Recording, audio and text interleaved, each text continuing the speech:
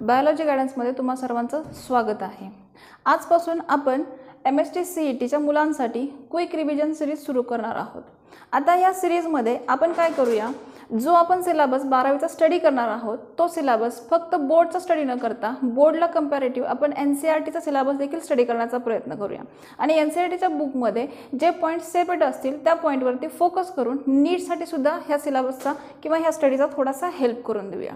ठीक आहे, आता आपण काय करूया, जेवढा वेळ मिळेल त्या वेळेमध्ये आपण जसे जसे चॅप्टरचे कंटेंट असतील त्याच्यानुसार तुम्हाला चॅप्टरच्या हिंट्स मी तुम्हाला एक्सप्लेन करेन आणि एक्सप्लेनेशन झाल्यानंतर प्रत्येक चॅप्टरच्या एंडिंगला डिस्क्रिप्शनमध्ये तुम्हाला क्वेश्चन बँकची एक लिंक सप्लाय करेन किंवा लिंक देईन।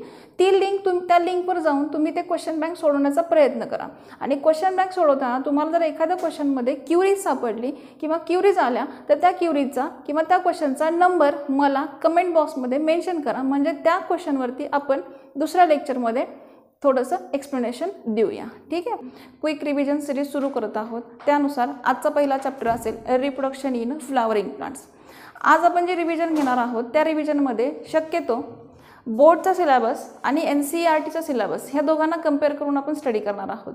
आता जर आपण या चॅप्टरला बोर्डचा सिलेबस किंवा NCERTच्या सिलेबसला जर कंपेअर केला तर NCERTच्या सिलेबसमध्ये हा चॅप्टर 4 चॅप्टरमध्ये डिवाइड केलेला आहे। ते कुठले चॅप्टर्स असतील तर reproduction in organism, reproduction in flowering plants, human reproduction आणि रिप्रोडक्टिव्ह हेल्थ, बरोबर। आणि हा जो चॅप्टर आहे हा चॅप्टर बोर्डच्या सिलेबसला फक्त 2 चॅप्टरमध्ये डिवाइड केला आहे, रिप्रोडक्शन इन फ्लावरिंग प्लांट्स आणि ह्यूमन रिप्रोडक्शन। ठीक आहे, आता हा जो चॅप्टर आहे जसं आपल्याला माहित आहे की रिप्रोडक्शनचे 2 टाईप पडतात। ऑब्वियसली ह्या दोन्ही सिलेबसला ते दोनच टाईप दिलेले आहेत, पण जर तुम्ही बोर्डचा सिलेबस NCERTच्या कंपेअर करत असाल तर शक्यतो NCERTच्या सिलेबसमध्ये सेक्शुअल रिप्रोडक्शनच्या ज्या प्रोसेस आहेत त्याच्यावर जरा थोडासा जास्त भर दिलेला आहे आणि बोर्डच्या सिलेबसमध्ये दोन्हीबद्दल थोडं जास्त एक्सप्लेनेशन दिलेलं आहे। मग तुम्ही ज्यावेळेला बोर्डचा सिलेबस पाहता, बोर्डच्या सिलेबसमध्ये रिप्रोडक्शनचं एक्सप्लेनेशन दिलेलं आहे, असेक्शुअल रिप्रोडक्शन म्हणजे काय दिले त्याचे ऑर नाव दिलेले आहेत, सेक्शुअल रिप्रोडक्शन म्हणजे काय त्याचं ऑर नाव देखील दिलेलं आहे, असेक्शुअल रिप्रोडक्शनचे काही टाईप्स आपल्या बोर्डच्या पुस्तकामध्ये एक्सप्लेन केलेले आहेत, त्याचं त्या पॉईंटचं एक्सप्लेनेशन सुद्धा दिलेलं आहे, विथ एक्झाम्पल दिलेले आहेत आणि त्यानंतर सर्वात महत्त्वाचा पॉईंट दिलेला आहे तो वेजिटेटिव्ह प्रोपगेशन। ठीक आहे, या वेजिटेटिव्ह प्रोपगेशनमध्ये बोर्डच्या सिलेबसला हे वेजिटेटिव्ह प्रोपगेशन परत 2 टाईपमध्ये डिवाइड केलं आहे। कुठले तर एक येईल नॅचरल आणि एक येईल आर्टिफिशियल। ठीक आहे, आता नॅचरलमध्ये परत याला बेस म्हणून 11वीचा मॉडिफिकेशनचा चॅप्टर घेतलेला आहे आणि मॉडिफिकेशनच्या चॅप्टरनुसार नॅचरल मेथडमध्ये परत 4 टाईप त्यांनी एक्सप्लेन केलेले आहेत। आता ह्या 4 टाईपमध्ये तुम्ही थेरीला तर तो चॅप्टर पूर्ण स्टडी केलेला आहे, मग तुम्ही जर नॅचरल मेथडमध्ये हे 4 टाईप स्टडी करत असाल तर त्या प्रत्येक मॉडिफिकेशनमध्ये कुठल्या टाईपचे बर्ड्स फॉर्म झालेले आहेत, कुठल्या टाईपचे रूट्स फॉर्म झालेले आहेत, त्याचे एक्झाम्पल्स कुठले हे तुम्हाला CETसाठी पाठ असणं गरजेचं आहे।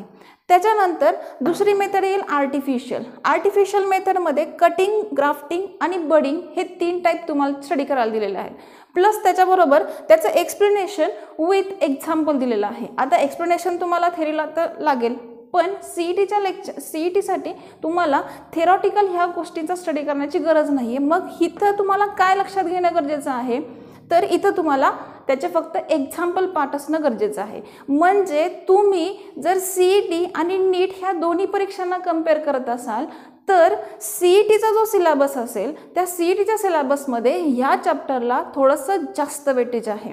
मग CETच्या सिलेबसमध्ये तुम्हाला ह्या चॅप्टरमध्ये जे असेक्शुअल रिप्रोडक्शनचा पॉईंट आहे, या असेक्शुअल रिप्रोडक्शनच्या पॉईंटमध्ये प्रत्येक पॉईंटचे एक्झाम्पल्स पार्ट असणं फार गरजेचं आहे। जसं की तुम्ही स्पोरुलेशनचे 2 टाईप्स पाहिले, बरोबर, 2 प्रकारचे स्पोर्स फॉर्म होतात, एक नॉन मोटाल्स असतात, मोटाल्स असतात। मग जे मोटाल्स असतात त्यांना झूस्पोर म्हणतात, जे नॉन मोटाल्स असतात त्यांना कोनिडिया म्हणतात। मग ते कुणामध्ये सापडतात, एक फंजामध्ये सापडतो जो मोठाला असतो तो अल्गीमध्ये सापडतो. अल्गीचं एक्झाम्पल क्लायमॅडोमोनास आहे, फंजायचं एक्झाम्पल पेनिसिलियम आहे किंवा ॲस्परजिलस आहे, एक्सेट्रा एक्सेट्रा. म्हणजे तुम्हाला ज्यावेळेला CETचा डिटेलमध्ये अभ्यास करायचा असेल तर ह्या प्रत्येक पॉईंटमध्ये ते रिप्रोडक्शन कसं होतं, जरी ते असेक्शुअल असलं तरी ते रिप्रोडक्शन कसं होतं, त्या प्रत्येकाचं एक्झाम्पल काय आहे याच्यावर फोकस करणं खूप गरजेचं आहे. आता या सिलेबसला तुम्ही NCERTच्या सिलेबसला कम्पेअर करत असाल, म्हणजे तुम्हाला जर नीटची पण परीक्षा द्यायची असेल किंवा तुम्ही नीटचा पण सिलेबस स्टडी करत असाल तर नीटच्या सिलेबससाठी किंवा NCERTच्या सिलेबसमध्ये तुम्ही ज्यावेळेला ह्या चॅप्टरला स्टडी करता त्यावेळेला ह्यांचा जास्त फोकस कुठे, सर्वात जास्त भर त्यांनी सेक्शुअल रिप्रोडक्शनवर दिलेला आहे. मग ज्यावेळेला तुम्ही असेक्शुअल रिप्रोडक्शन या चॅप्टरमध्ये स्टडी करता त्यामध्ये त्यांनी सेम हे पॉईंट एक्सप्लेन केलेले आहेत, पण जसं बोर्डच्या सिलेबसमध्ये हे पॉईंट डिटेलमध्ये स्टडी केलेले आहेत किंवा डिटेलमध्ये एक्सप्लेन केलेले आहेत तसे पॉईंट्स या चॅप्टरमध्ये एक्सप्लेन केलेले नाहीत. जस्ट त्यांनी एक वाक्य आणि त्याचं एक एक्झाम्पल दिलेलं आहे. म्हणजे नीटचा अभ्यास करताना सुद्धा तुम्हाला या टाईप्समध्ये असेक्शुअल रिप्रोडक्शनमध्ये जेवढे टाईप्स येतात ह्या प्रत्येक टाईपवर तुम्हाला फक्त त्याचे एक्झाम्पल्स पाठ करणं गरजेचं आहे. जसं बोर्डच्या सिलेबसमध्ये हे 2 टाईप्स दिलेले आहेत तसे NCERTच्या सिलेबसमध्ये 2 टाईप्स दिलेले नाहीत. मग इथं वेगळं काय दिलेलं आहे तर व्हेजिटेटिव्ह प्रोपोगेशनमध्ये त्यांनी टेरर ऑफ बंगाल अशा एका वीडचं एक एक्झाम्पल दिलेलं आहे. कारण हे जे वीड आहे ज्याचं नाव वॉटर हॅसियांथ आहे, हे जे वीड आहे हे वीड कंटिन्यू वॉटरमध्ये स्टँडिंग कंडिशनमध्ये सापडत होतं किंवा सापडतं आणि अशा वीडमुळं जे वॉटरमध्ये जो ऑक्सिजन असतो हा ऑक्सिजन काय केला जातो, ॲब्सॉर्ब केला जातो आणि त्या ॲब्सॉर्ब केल्यामुळं तिथं जे फिश होते त्या पाण्यामध्ये त्या फिशला ऑक्सिजनची कमतरता जाणवली आणि त्यामुळं त्या पाण्यामधले बरेच मासे किंवा फिशेस मरून गेले. असं हे स्पेशल एक्झाम्पल NCERTच्या बुकमध्ये दिलेलं आहे. म्हणजे तुम्हाला नीटसाठी याच्यावरती क्वेश्चन विचारला जाऊ शकतो. याला कम्पेअर तुम्ही जर व्हेजिटेटिव्ह प्रोपोगेशनमध्ये नॅचरल मेथड स्टडी केला तर नॅचरल मेथडमध्ये त्यांनी जस्ट जसं मॉडिफिकेशनबद्दल सांगितलेलं आहे तसं मॉडिफिकेशनमध्ये 1 ते 2 पॉईंटमध्ये विथ एक्झाम्पल त्यांनी एक्सप्लेन केलेलं आहे. सो तुम्ही ज्या वेळेला नीटचा अभ्यास करणार आहात आणि नीटच्या अभ्यासामध्ये तुम्ही जर असेक्शुअल रिप्रोडक्शन स्टडी करत आहात तर नीटच्या सिलेबसला सुद्धा तुम्हाला जास्तीत जास्त एक्झाम्पल्स पाठ असणं गरजेचं आहे. आता पाहूया सेक्शुअल रिप्रोडक्शन. ठीक आहे, ज्या पॉईंटवरती NCERTच्या बुकमध्ये थोडासा जास्त फोकस केलेला आहे. आता तुम्ही जर सेक्शुअल रिप्रोडक्शन NCERTच्या सिलेबसमध्ये आणि बोर्डच्या सिलेबसमध्ये ह्या दोन्ही सिलेबसमध्ये कम्पेअर केला तर दोन्ही सिलेबसमध्ये त्या पॉईंटवर सेम एक्सप्लेनेशन दिलेलं आहे. फक्त NCERTच्या बुकमध्ये 1-2 डेफिनेशन एक्स्ट्रा दिल्यात आणि एक पॉईंट थोडासा एक्स्ट्रा दिला, त्याच्यावर आपण डिस्कस करूया. एक तर पहिली डेफिनेशन कुठली असेल तर व्हेजिटेटिव्ह फेज, जी आपल्या बोर्डच्या सिलेबसमध्ये नाही आहे. मग व्हेजिटेटिव्ह फेज म्हणजे काय? All organisms have to reach a certain stage of growth and maturity in their life before they can reproduce sexually. That period of growth called as a juvenile phase or vegetative phase. त्यालाच आपण आपल्याशी compare केला तर it's also called as adolescence period. बरोबर, म्हणजे जिथं हा phase प्लांट्समध्ये होतो त्या फेजला काय म्हणलेलं आहे? Vegetative phase. मग असा व्हेजिटेटिव्ह फेज ज्या प्लांट्समध्ये होतो त्या प्लांटचे काही एक्झाम्पल्स तुम्हाला NCERTच्या बुकमध्ये बघायला भेटतील. त्यानंतर NCERTच्या बुकमध्ये ह्या 2 प्लांट्सचं एक्सप्लेनेशन दिलं आहे किंवा ह्या 2 प्लांट्सबद्दल एक स्पेशल क्वालिटी दिलेली आहे की जी आपल्या बोर्डच्या सिलेबसमध्ये नाही आहे. त्यामध्ये पहिलं असेल बॅम्बूचं प्लांट आणि दुसरं असेल स्ट्रोबिलॅन्थस कुंथियाना. ठीक आहे, बॅम्बू प्लांटचं स्पेशल काय दिलं असेल तर या प्लांटची जी लाईफ स्पॅन असेल ह्या लाईफ स्पॅनमध्ये त्याला फक्त एकदाच फुलं येतात. ठीक आहे, आणि स्ट्रॉबिलॅन्थस कुंथियाना हे जे प्लांट आहे ह्या प्लांटला त्याच्या पूर्ण लाईफ स्पॅनमध्ये 12 वर्षानंतर फक्त एकदाच फुलं येऊ शकतात. ठीक आहे, आता नेक्स्ट पॉईंट असेल आपला सेक्शुअल रिप्रोडक्शनचा मेन पार्ट. जर व्हेजिटेटिव्ह पार्ट्स पाहिले तर व्हेजिटेटिव्ह पार्ट्समध्ये सर्वात महत्त्वाचा पार्ट कुठला येईल तर फ्लावरचं स्ट्रक्चर. ठीक आहे, आता फ्लावरचं स्ट्रक्चर हा बेसिक पॉईंट आहे, त्यामुळे ह्या दोन्ही सिलेबसमध्ये ह्या पॉईंटमध्ये काहीच चेंज नाही आहेत. आता बेसिक पॉईंटमध्ये जर तुम्ही फ्लावरचं स्ट्रक्चर, टिपिकल फ्लावरचं स्ट्रक्चर पाहिलं तर प्रत्येक फ्लावरला खाली पेडिसिल असते. जस्ट रिव्हिजन म्हणून आपण पॉईंट्स काय करूया, रिमाइंड करूया. पेडिसिल असते, त्या पेडिसिलला स्टाल्क म्हणतात. जर पेडिसिल असेल तर ते फ्लावर पेडिसिलेट, नसेल तर सिसाईल, तुम्हाला माहीतच आहे. त्यानंतर ह्याच्यावरती एक डिश शेप्ड स्ट्रक्चर असतं which is called as the thalamus. अशा थॅलामसचा उपयोग कशासाठी होतो तर या फ्लावरची जी अप्पर बॉडी असेल ह्या बॉडीला सपोर्ट करणं. अशा थॅलामसवरती प्रॉपर 4 फ्लोरल होल्स असतात. बाहेरचा कॅलॅक्स, असा कॅलॅक्स ग्रीन कलरचा असतो. तो ज्यावेळेला फ्लावर ज्यावेळेला बर्ड कंडिशनमध्ये असेल त्याचं प्रोटेक्शन करणं, फ्लावरचं प्रोटेक्शन करणं प्लस फोटोसिंथेसिस करणं असं याचं काम असतं. अशा कॅलॅक्सचा एक इंडिव्हिज्युअल पार्ट पाहिला तर तशा इंडिव्हिज्युअल पार्टला काय म्हटलं जातं तर सेपल्स म्हटलं जातं. बरोबर. त्यानंतर त्याच्या आतला सेकंड फ्लोरल होल असतो त्याला म्हणतात करोला. बरोबर. करोला हा डिफरंट इन कलर असतो. अशा करोलाचे जे इंडिव्हिज्युअल पार्ट्स असतात त्याला पेटल असं म्हणतात. ह्या पेटलचं फंक्शन काय असेल तर जे इन्सेक्ट किंवा जे agent for cross pollination pollen grains transfer करतात अशा इन्सेक्टला किंवा त्या एजन्सीला अट्रॅक्ट करण्यासाठी हा करोला डिफरंट इन कलर असतो. त्यानंतर तिसरा फ्लोरल होल असतो ज्याचं नाव आहे अँड्रोशियम. हा अँड्रोशियम मेल रिप्रोडक्टिव्ह पार्ट आहे का कारण ह्याच्या एका इंडिव्हिज्युअल पार्टला काय म्हटलं आहे स्टॅमेन. आणि स्टॅमेनवरती जो अँथर असतो ह्या अँथरवरती पोलन ग्रेन्स तयार होतात. बरोबर. तसं ह्याच्या आतमधला पार्ट पाहिला सर्वात इनर फ्लोरल होल पाहिला तर इनर फ्लोरल होलला काय म्हटलंय गायनोशियम. आणि गायनोशियमचा एक इंडिव्हिज्युअल पार्ट म्हणजे कुठला तर कार्पेल. बरोबर. कार्पेलला फिमेल रिप्रोडक्टिव्ह पार्ट का म्हटलंय कारण कार्पेल सुद्धा 3 भागांनी तयार झालाय. वरचा स्टिग्मा, मधला स्टाईल आणि खालचा असेल तो ओव्हरी. आणि ओव्हरी ही नेहमी ओव्हिलचं प्रोटेक्शन करते कारण ओव्हिल आणि पोलन ग्रेन्स यांचं ज्यावेळेला फ्युजन होतं त्याला आपण पुढच्या स्टेपमध्ये फर्टिलायझेशन असं म्हणतो. म्हणजे हे जे बेसिक स्ट्रक्चर आहे आता ह्या बेसिक स्ट्रक्चरला तुम्ही जर NCERTच्या बुकमध्ये स्टडी केला तर या चॅप्टरला मागच्या सिलेबसची जो आपल्या बोर्डच्या सिलेबसला आहे ज्याला आपण मॉडिफिकेशन असं म्हणतो त्या मॉडिफिकेशनच्या चॅप्टरमध्ये तुम्ही जर फ्लावरचं स्ट्रक्चर पाहिलं तर तिथं नंबर ऑफ कन्सेप्ट दिलेले आहेत. फ्लावरबद्दलच्या नंबर ऑफ कन्सेप्टच्या आहेत.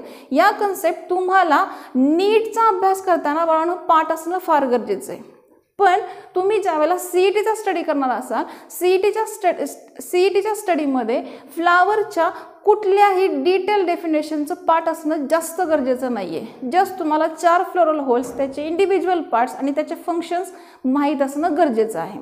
आता त्यानंतर नेक्स्ट पॉईंट येईल की अशा फ्लावरमधले कुठले पार्ट्स इसेन्शियल असतात तर त्यातला पहिला येईल अँड्रोशियम, दुसरा येईल गायनोशियम. आता अँड्रोशियम हा इसेन्शियल पार्ट का आहे कारण अँड्रोशियममध्ये पोलन ग्रेन्स फॉर्म होतात आणि गायनोशियममध्ये ओव्हिल तयार होतो. बरोबर. मग अशा हा जो अँड्रोशियम असतो ह्या अँड्रोशियमला तुम्ही जर डिटेलमध्ये स्टडी करायला गेला तर पुढचा पॉईंट NCERTच्या बुकमध्ये कसा दिला आहे स्टॅमेन्स, मायक्रोस्पोरॅन्जियम अँड पोलन ग्रेन्स. आता तुम्ही जर समजा बोर्डचा सिलेबस आणि NCERTच्या बुकमध्ये जर पुढच्या पॉईंटचा स्टडी करायला गेला तर बेसिक स्ट्रक्चर सेम असेल. स्टॅमेनचं स्ट्रक्चर सेम दिलेलं आहे. बरोबर. अशा स्टॅमेनवरती अँथर असतो, खाली फिलामेंट असते आणि ह्या दोघांना कनेक्ट करणारा हा असतो तो कनेक्टिव्ह असतो. ठीक आहे. अशा या 3 पार्टमध्ये कुठला भाग फर्टाईल असतो तर त्याचं नाव आहे अँथर. का कारण अँथरवरती काय तयार होतात येलो कलरची पावडर ज्याला आपण काय म्हणतो पोलन ग्रेन. मग आता पुढचा प्रश्न असेल की ह्या अँथरवरती हा फर्टाईल का असतो, इथंच पोलन ग्रेन का तयार होतात. मग हे स्टडी करण्यासाठी आपल्याला काय करावं लागेल तर हा जो अँथर आहे ह्या अँथरचा काय घ्यायचा आहे TS घ्यायचा आहे. आणि TS घेतल्यानंतर तुम्हाला जे स्ट्रक्चर दिसेल या स्ट्रक्चरमध्ये हे असं स्ट्रक्चर दिसेल आणि या स्ट्रक्चरमध्ये तुम्हाला हा जो लोब दिसेल ह्या प्रत्येक सिंगल लोबमध्ये हा जो तुम्ही अँथर स्टडी करता त्या छोट्या छोट्या कन्सेप्ट्स आहेत ज्या बोर्डच्या सिलेबसमध्ये सुद्धा क्लिअर केलेल्या आहेत. तुम्ही हा जो अँथर स्टडी करताय हा अँथर 2 लोबचा स्टडी करताय म्हणून ह्याला कन्सेप्ट वापरली आहे बायथेकस. बरोबर. तुम्ही हे थेरीला स्टडी केलेलं आहे. मग अशा बायथेकस अँथरचा जर सेक्शन घेतला तर अशा सेक्शनमध्ये तुम्हाला एका लोबमध्ये 2 पोलन सॅक सापडतात. म्हणजे अशा 2 लोबच्या अँथरमध्ये 4 पोलन सॅक सापडतात किंवा असतात, म्हणून याला नाव दिलेलं आहे टेट्रा स्पोरॅन्जिएट किंवा 4 चेंबर्ड पोलन सॅक. ठीक आहे. आता ज्यावेळेला तुम्ही याचा स्ट्रक्चर स्टडी करता त्यावेळेला इथे हा जो रिजन असेल ह्या रिजनमध्ये नंबर ऑफ लेयर्स असतात. मग ह्या नंबर ऑफ लेयर्सवरती तुम्हाला बोर्ड सीईटीला क्वेश्चन विचारला जाऊ शकतो. मग त्या लेयर्स कुठल्या असतात, तर त्यातली सर्वात बाहेरची एपिडर्मिस असते, त्याच्या आतली एंडोथेशियम असते, त्याच्या आतली मिडल लेयर असते, त्याच्या आतमध्ये टॅपेटम असते. आता ह्या 4 लेयर पाहिल्या तर ह्या 4 लेयरमध्ये तुम्हाला सीईटीला कुठला क्वेश्चन किंवा कसा क्वेश्चन विचारला जाऊ शकतो, तर ज्या वेळेला तुम्ही ह्या 4 लेयर पाहता त्यातली ज्या बाहेरच्या 3 लेयर असतात म्हणजे एपिडर्मिस, एंडोथेशियम आणि मिडल लेयर, ह्या तिन्ही ज्या लेयर्स असतात ह्या तिन्ही लेयर नेहमी पोलन सॅकच्या बाहेरच्या साईडला असतात आणि टॅपेटमची जी लेयर असते ही लेयर नेहमी पोलन सॅकच्या आतमध्ये असते. ह्याच्यावर तुम्हाला सीईटीला प्रश्न पडू शकतो, नीटला सुद्धा प्रश्न पडू शकतो. मग ह्या 4 वॉलमध्ये ह्या 4 लेअरमध्ये कुठली लेअर जास्त फंक्शनल आहे, तर टॅपेटम. मग टॅपेटम फंक्शनल का आहे, कारण त्यातला प्रत्येक सेलमध्ये जरी ती सिंगल लेअर असली तर त्यातला प्रत्येक सेलमध्ये न्यूक्लियस आणि सायटोप्लाझम असतो, बरोबर. मग अशा प्रत्येक लेअरचा प्रत्येक सेलचा वापर कुठं होतो, तर पोलन फॉर्म करायला होतो. So the each cell of a tapetum is called as a microspore mother cell, कारण त्यातली प्रत्येक सेल ही पुढे जाऊन पोलन ग्रेन फॉर्म करते आणि ते सगळे पोलन ग्रेन कुठं स्टोअर केले जातात, तर पोलन सॅकमध्ये किंवा पोलन चेंबरमध्ये. म्हणजे तुम्ही जर टॅपेटमचं स्ट्रक्चर पाहिलं तर टॅपेटम हा पोलन सॅकच्या आतमध्ये असतो आणि ह्या प्रत्येक लेअरपासून पुढे जाऊन काय तयार होणार आहे, तर पोलन ग्रेन्स तयार होणार आहेत. आणि हे जे पोलन ग्रेन्स आहे हे सगळे पोलन ग्रेन्स कुठं स्टोअर्ड होतात, तर पोलन सॅकच्या आतमध्ये. मग पोलन ग्रेनचं और नाव काय असेल, तर मायक्रोस्पोर, बरोबर. मग अशा मायक्रोस्पोर मदर सेलचं नाव काय असणार आहे, मायक्रोस्पोर मदर सेल, बरोबर. मग अशी जी मायक्रोस्पोर मदर सेल असते ही मायक्रोस्पोर मदर सेल काय फॉर्म करते, तर मायक्रोस्पोर. आणि हे मायक्रोस्पोर फॉर्म करायला हे कुठल्या टाईपचं सेल डिव्हिजन करते, तर मायटोसिस. ठीक आहे.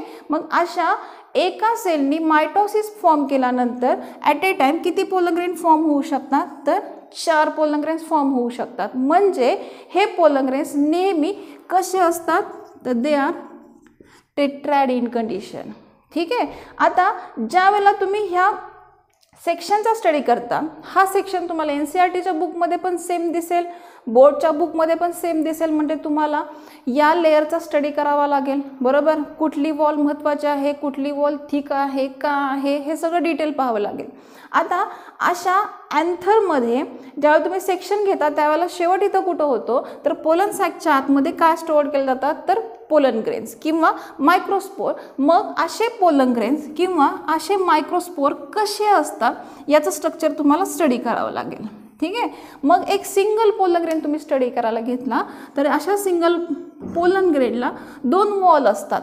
त्यातली बाहेरची वॉल असते ती स्पायनी असते, थोडीशी थिक असते, पण ॲज अ कम्पेअर एंडाइन ही जी एक्झाइन असते ही कंटिन्यू नसते. सो ही काय झालेली आहे, मध्ये रप्चर्ड झालेली असते आणि ही काय फॉर्म करते पुढे जाऊन, तर एक छोटंसं पोर फॉर्म करते. अशा पोरला काय म्हटलेलं आहे, तर it's called as a germ पोर.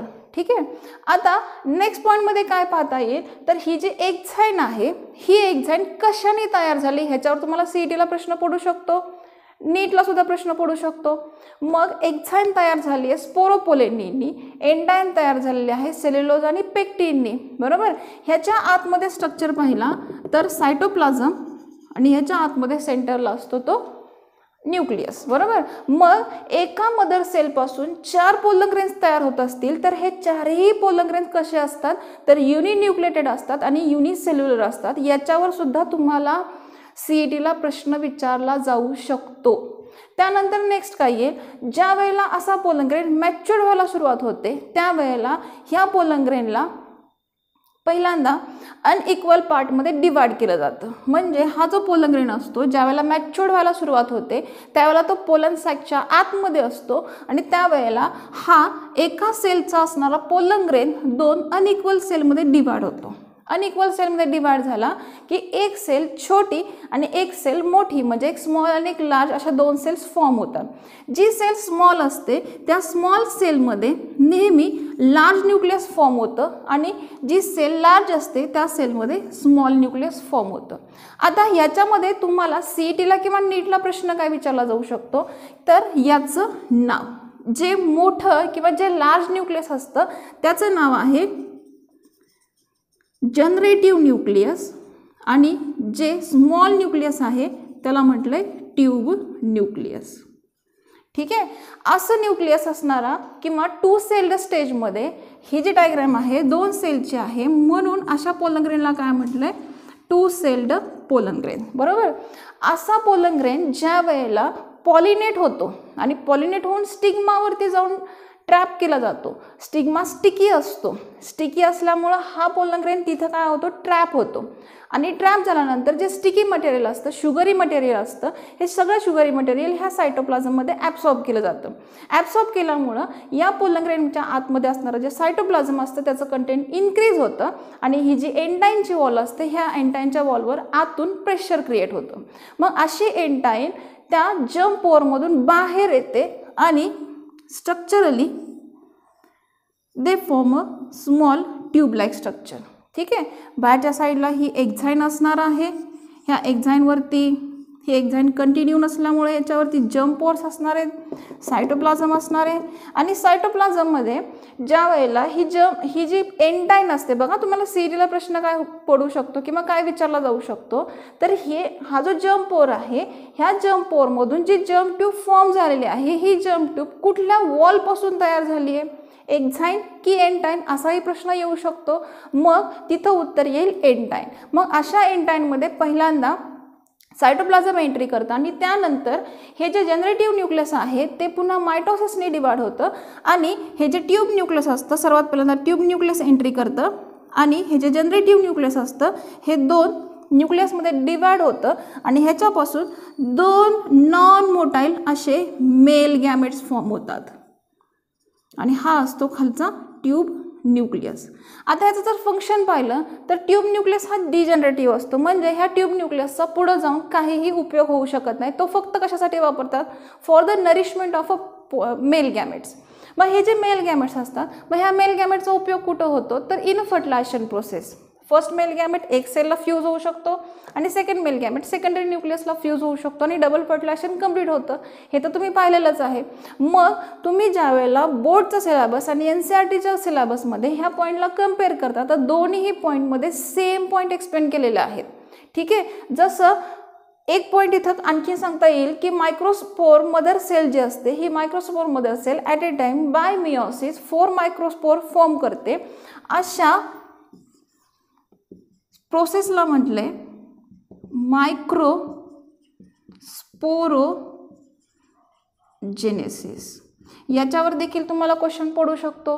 ठीक आहे, आता याच्या व्यतिरिक्त NCERTच्या बुकमध्ये वेगळं काय दिलेलं असेल तर ज्या वेळेला तुम्ही पोलन ग्रेन स्टडी करता त्यावेळेला काही पोलन ग्रेन्स इडिबल असतात जे खाण्यायोग्य असतात. म्हणजे इथं त्यांनी असं पण सांगितलं NCERTच्या बुकमध्ये pollen grain is a good source of a nutrient. मग तुम्ही जर वेस्टर्न कंट्रीज पाहत असाल तर वेस्टर्न कंट्रीजमध्ये पोलन ग्रेन्स थ्रू बरेच सिरप्स किंवा मेडिसिन्स तयार केलेले आहेत की ज्यांना ॲज अ सप्लिमेंटरी फूड म्हणून देखील यूज केलं जातं. हा एवढाच पॉईंट फक्त NCERTच्या बुकमध्ये ह्याबद्दलचा एक्स्ट्रा दिलेला आहे. ठीक आहे, आत्ताच्या पूर्ण लेक्चरमध्ये आपण स्टडी केलं रिप्रोडक्शन इन फ्लॉवरिंग प्लांट्सला बोर्ड आणि NCERTच्या सिलेबसमध्ये. बरोबर, मग ह्याच्यामध्ये पहिला पॉईंट आपण पाहिला सेक्शुअल रिप्रोडक्शन. सेक्शुअल रिप्रोडक्शनचे टाईप्स पाहिले जे बोर्डमध्ये एक्सप्लेन केलेले आहेत, बोर्डच्या सिलेबसमध्ये एक्सप्लेन केलेले आहेत, तसेच NCERTच्या सिलेबसमध्ये विथ एक्झाम्पल एक्सप्लेन केलेले आहेत. त्यानंतर आपण तेव्हा पण असं सांगितलं होतं की NCERTच्या बुकमध्ये असेक्शुअल रिप्रोडक्शनपेक्षा सेक्शुअल रिप्रोडक्शनवरती जास्त फोकस केलेला आहे. त्यामुळे तुम्हाला शक्यतो NCERTच्या बुकमध्ये जे सेक्शुअल रिप्रोडक्शन दिलेलं आहे त्या प्रत्येक पॉईंटमध्ये ते जसे पॉईंट लक्षात ठेवता येईल तसे तुम्हाला ते लक्षात लक्षात ठेवण्याचा प्रयत्न केला पाहिजे। या पूर्ण व्हिडिओबद्दल तुम्हाला जर हा पूर्ण व्हिडिओ जर तुम्हाला आवडला असेल तर तुमच्या फ्रेंड्सला नक्की ह्या व्हिडिओची लिंक शेअर करा, लाईक करा आणि सबस्क्राईब करा। थँक्यू।